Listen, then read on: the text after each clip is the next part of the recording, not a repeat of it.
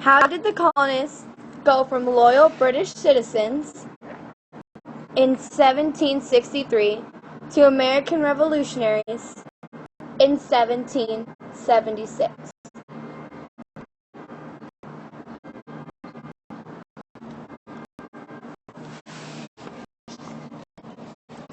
The Proclamation Act was cut off the colonists from colonizing west of the Appalachians. This angered them, believing that Britain had cheated them out of their out of land that they were supposed to possess after the war.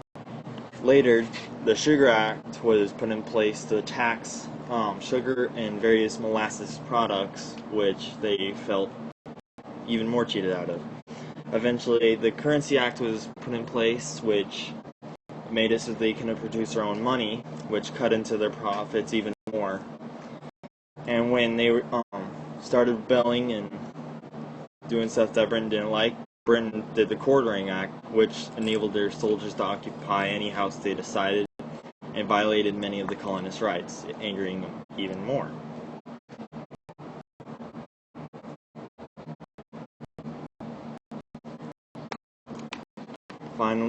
Finally, the Stamp Act was declared, taxing anything made out of paper, and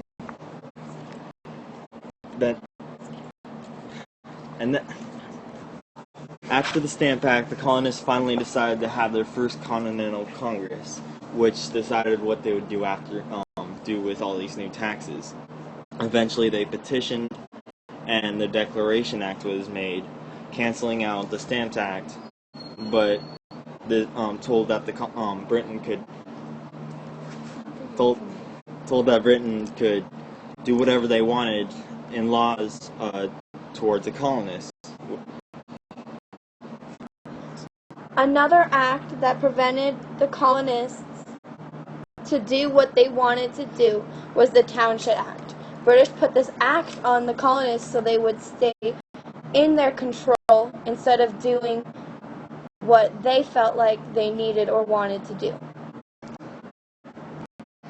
Later, the Boston Massacre was the killing of 4 workers who were protesting against the British soldiers by throwing snowballs at them. And after the 4 soldiers were killed, colonists used this as propaganda to spread anger throughout the colonies toward Britain, causing even more riots. So, the Tea Act taxed basically even more on tea and all that, and this angering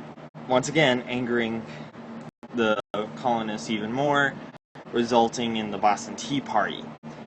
After this act of rebellion, the British Parliament put in the Intolerable Acts, which put Boston on lockdown, having soldiers occupy the whole area,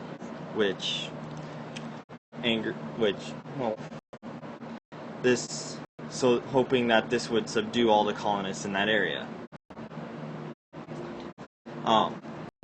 During the First Continental Congress, that was already talked about. Alright, so, okay, this is, I didn't mean to say this before, but this is when the First Continental Congress actually happened, talking about and hoping to repeal the Intolerable Acts. And also about what they're going to do now, and mostly about how the colonists are going to deal with this. Eventually, riots escalated despite the political talks and resulted in Lexington and Concord, the first conflict between colonists and British. The colonists pushed them back, and due to these open conflicts, the Second Continental Congress was held, and they were deciding, since now they are at war with Britain, what they have to do now.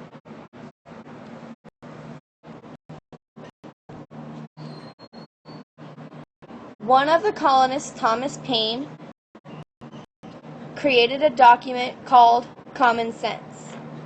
Common sense was important to the colonists because it presented the colonists with an agreement for... That's not what I meant to say. I meant to say argument for freedom. This document that Thomas Paine created